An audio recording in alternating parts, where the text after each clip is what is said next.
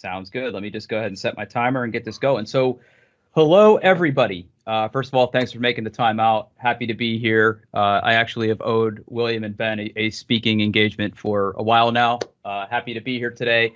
And I'm going to talk about something a little bit different today. We're going to talk about Azure Cognitive Services. And what I like to say, and it's very pertinent for this session, is that you have more money than time.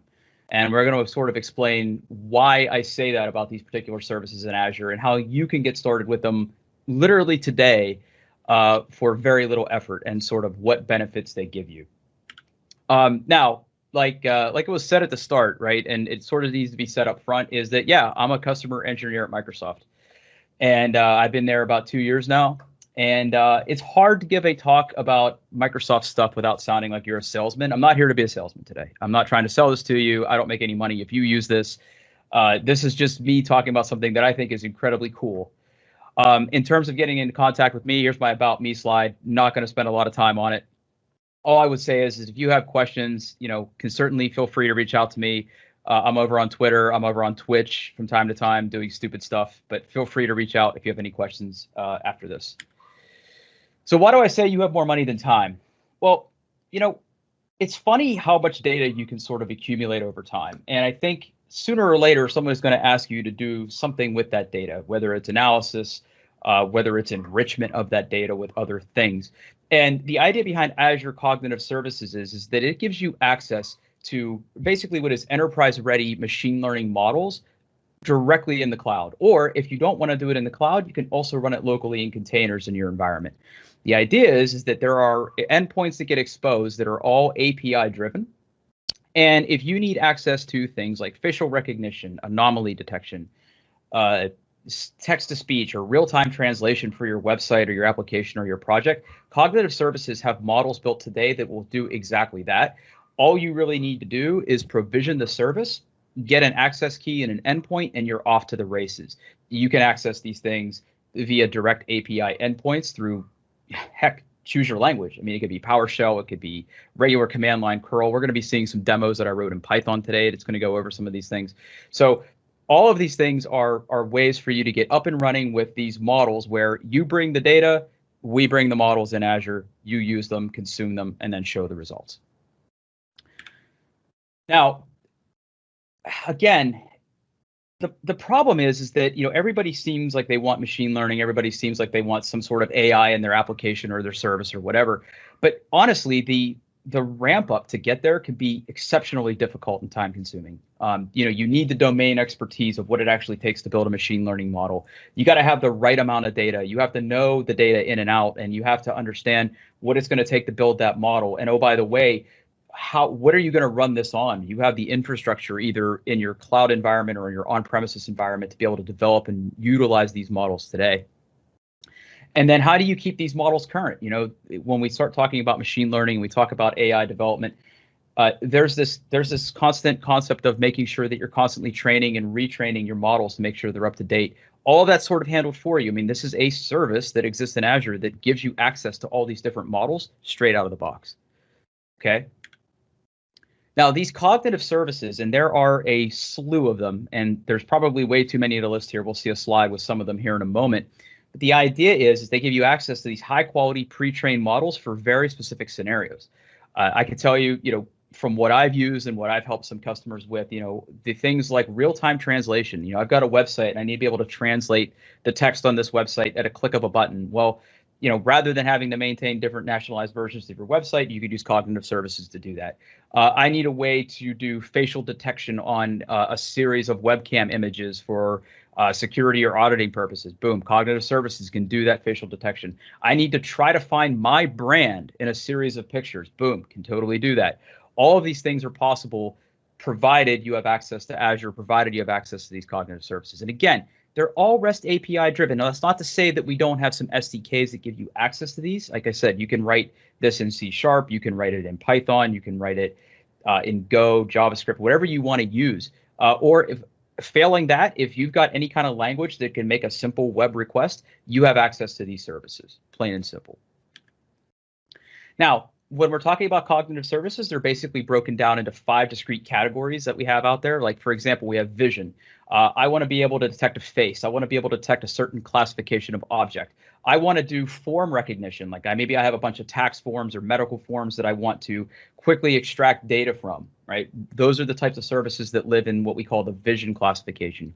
Speech is another very popular one, right? So being able to do speech to text. So I have some audio files, or I have some real-time streaming audio that's coming in. I want to be able to take that, run it through the machine learning model to extract the text of the spoken language, other metadata about it. All of that's possible. You can go the other way too. I've got some text and I want to translate that to speech in different languages. There's a ton of different support for different languages.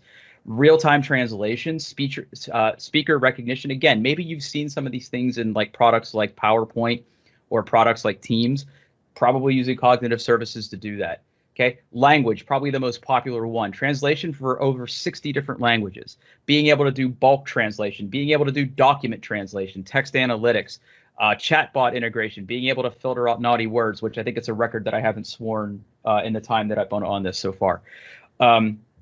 Anomaly detection, that lives in the decision, right? I've got a bunch of data points. Maybe it's time series data. Maybe it's a bunch of different data, and I want to very quickly look for anomalies in my data. I can do that there too. And then there's an entire search domain too. Don't really use that one as much, but it's out there. So if you want to leverage things like Bing to enrich some of your data and be able to pull down suggestions for different things, that exists as a service in cognitive services as well. So you probably heard me say all that, and you're like, well, Drew, that sounds all great and everything. And in the time I have left, I just prepared a really quick demo to show you just how easy it is to get up and running with this. So let me go ahead and flip over to that right now. So what we're going to be doing today, we're going to be using one of my best friends here. I don't know if he's consented to this, but maybe he has. We're going to be using a picture of my friend Andy. So what I'm going to show you real quick is a couple different ways we can use cognitive services to extract some information about this picture of Andy.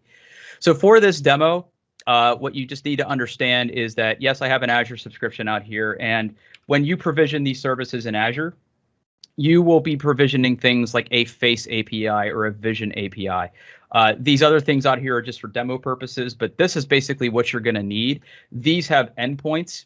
So these endpoints are the places I'm going to be sending my requests. Now, it's worth calling out here, and this is something I always get. Well, Drew, I don't want my data traveling over the public internet. That's fine too. A lot of these services are able to be run inside containers and networks you control. So if you're sending sensitive form data, sensitive images, things like that, you could send those to a local endpoint. Now, those endpoints still need to talk to Azure for things like billing and usage information, but you don't necessarily need to send your public information out to these public endpoints. Again, all covered in the documentation if you go out and take a look at it. Now, in terms of calling these different face APIs, so I'm just going to start with a real simple Postman demo here. What I want to do is, in that picture of Andy, I'm going to send that request. Basically, I'm going to tell it that I have a picture of Andy on this public endpoint here. I want to call this API, right? I give it my key and my endpoint, which again is all parameterized, by the way. Huge shout out to Postman. It's great. If you don't have it, get it. It's free. I can send this request out to the API, and what I'm going to get back from this is basically an information around that it detected a face. It gives it a face GUID, which, again, if you're training to recognize certain faces like Andy, this GUID could be used later on to help you train a model to detect pictures that contain Andy. And it's telling me a bounding box of where Andy's face is in that picture. Now, once I have that information, where this gets interesting is, and do I not have that website up anymore? Oh, yes, I do. So there's my picture of Andy. If I actually called a little function app that I've written here. Ooh, not good.